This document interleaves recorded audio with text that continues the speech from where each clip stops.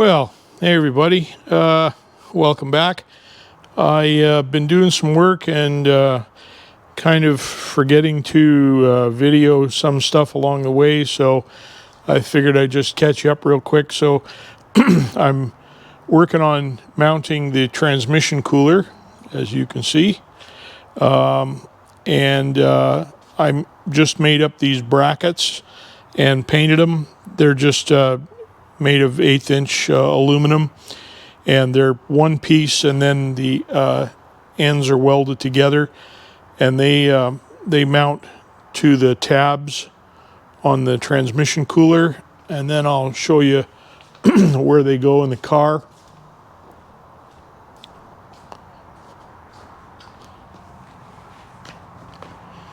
Bang my head. Turn the light on. So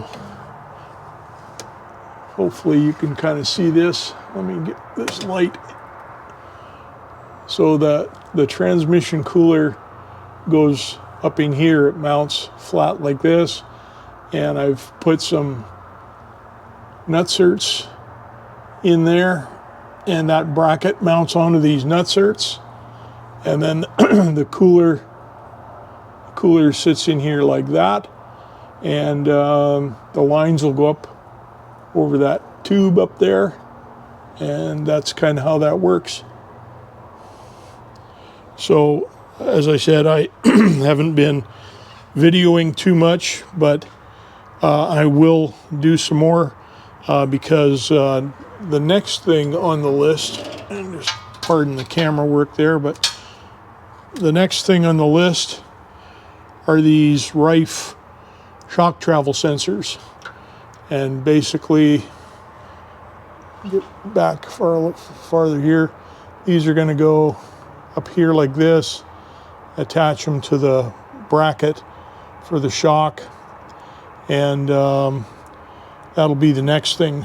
But I need to jack the car up in the air and get the suspension at full droop so I make sure that I'm not bottoming out the travel sensors and stuff. And then I've got to fabricate some mounts for both the top and the bottom that will hold those sensors, and they're really light. They don't really take much to mount, but that's the next project. And after that, we're going to put the drive shaft speed sensor on and mount that up too. So anyway, that's kind of where we're at for now. I'm going to let that paint dry on those brackets, and for now I think I'll start working on these mounts for the shock travel sensors. So we're starting to make the brackets to mount the top side of the shock travel sensors, and this circle here represents where the tube of the chassis is going to go through. This will get split, and there'll be screws that hold it together, and then it'll come down, and the shock travel sensor will mount on this end. I'll take you over to the car and kind of give you a quick look at what I'm doing. So this is the tube that's going to go through that bracket. The bracket will hang down here, and I don't know what I did with the shock travel sensor, but shock travel sensor will mount up here. It'll come down, and I'm going to make a mount for it to connect here to the bottom shock bracket. So that's what we're working on now. I'm going to go over to the mill and start roughing stuff out.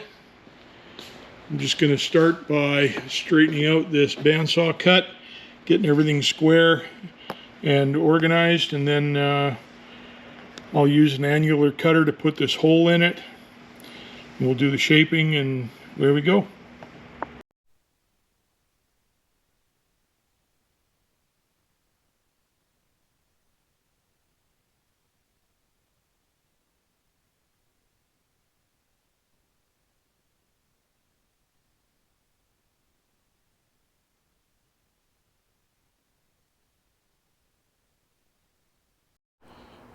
So there's the piece with the 2 holes cut in it for, man, that's nice and smooth.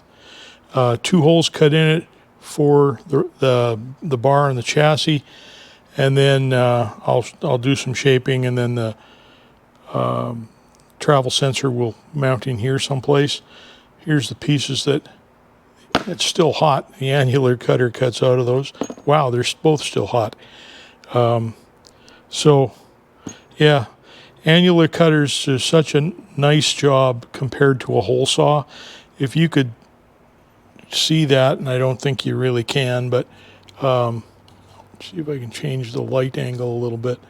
It's just a really smooth, nice, really smooth finish. So happy with that. So now we just got to figure out where the hole's going to go, and I might put a couple of holes in here for the travel sensor, make it adjustable. I'll see. And then these will get cut here and here, and this will get shaped down, and I'll countersink some holes in here, thread this side to clamp it on, and away we go.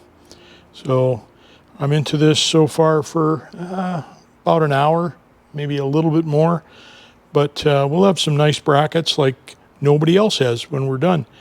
And then in the middle of all this, my new air compressor showed up. So that's going to be nice.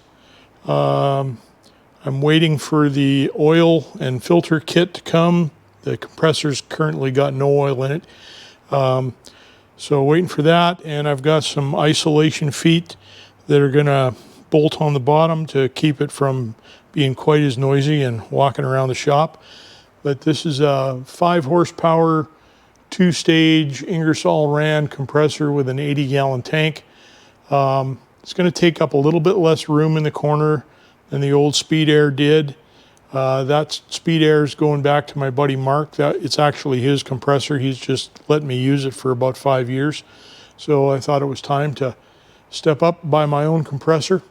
So there's that. So this will be, I think, Friday. Today's Wednesday, so it'll be Friday when the parts come in for this, and we'll get it moved back into the corner and all hooked up again.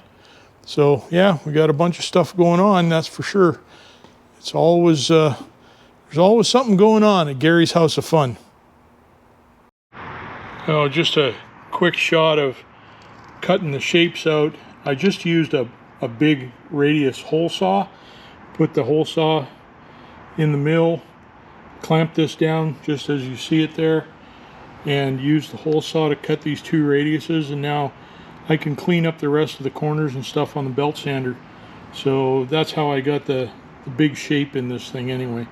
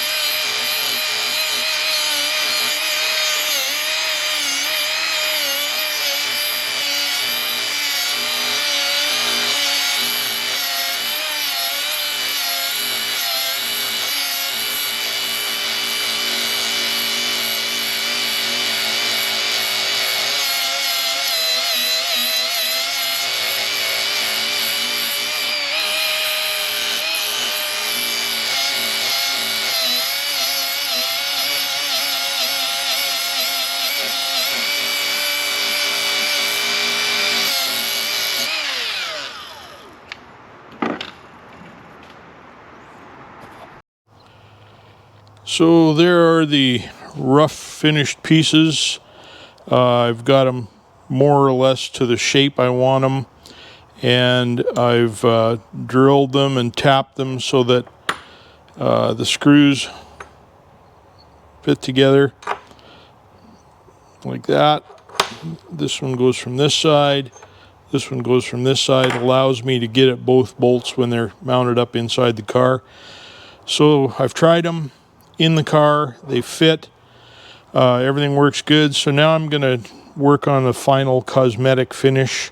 What I'm going to do here, I'm going to round over these corners, take some of that off, just kind of clean them up a little bit, make them look a little nicer.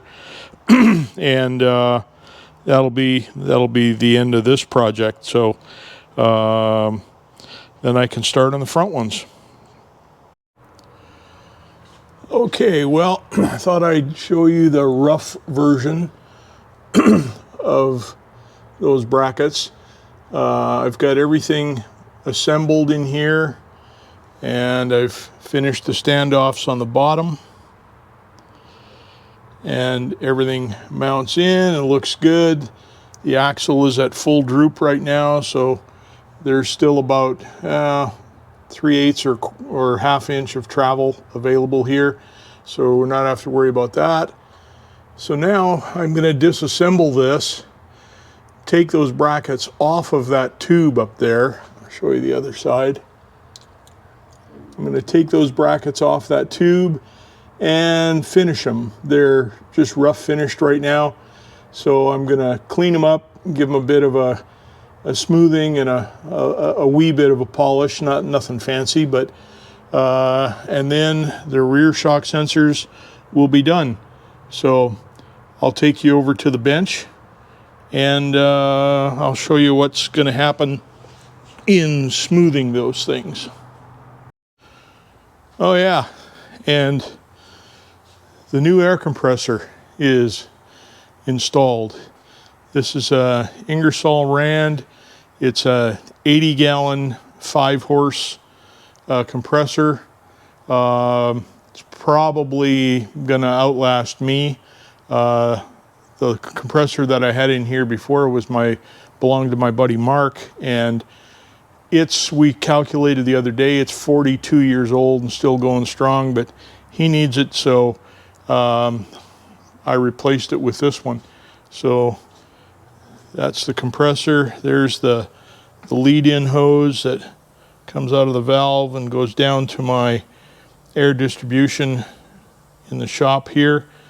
And then I've got water separators and regulators on all the air lines that go in the shop. So just kind of another quick update, another thing that happened.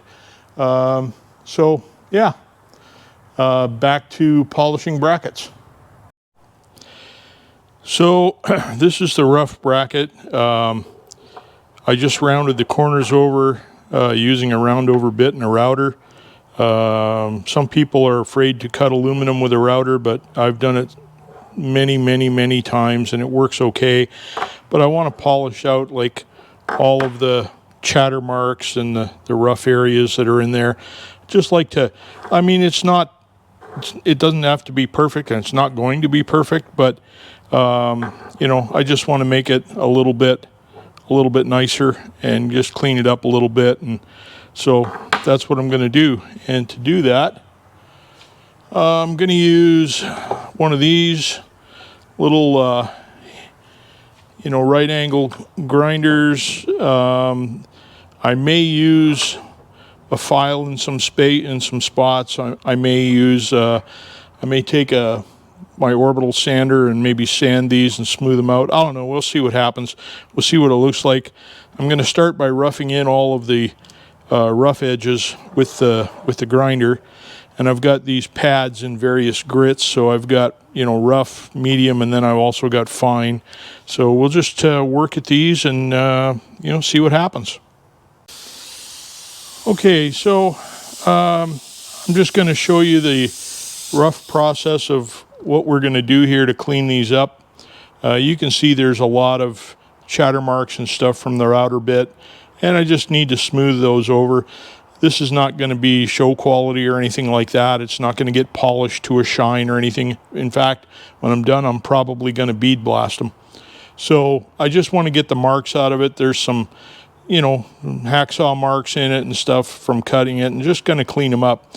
So rather than bore you to tears with that whole process, I'll just show you real quick what I'm going to use.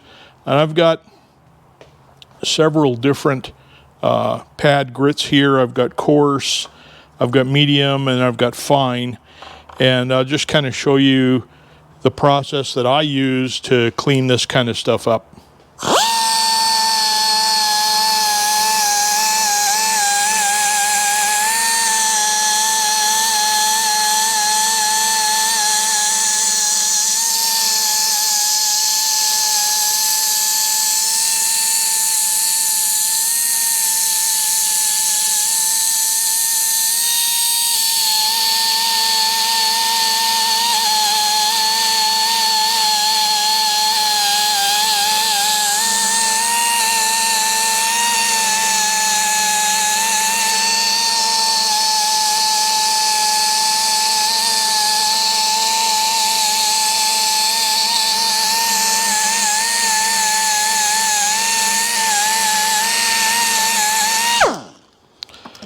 So that's basically it. And as you can see, I'll take it out of the vise and bring it up a little closer to the camera. You can see I've got most of the grinding and chatter marks out of it now. I'm going to polish it a little more than this, but not a whole lot more. And, you know, just finish them all off to make it look nice and have some pride in the part you made. So I'm not going to bore you through the whole thing, but I'll bring you back and I'll show you the finished product. Okay, so that's kind of what they look like after I get done taking the worst of the you know, saw marks and stuff out of them. And like I said, I'm not going to polish this to a mirror finish. In fact, I think what I'm going to do now is take it over to the sandblasting cabinet and glass bead these and just give them a glass beaded finish. And I'll show you what that looks like when I get that done.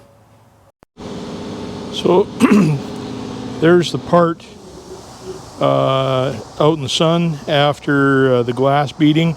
I like the way that looks. It's a nice matte finish.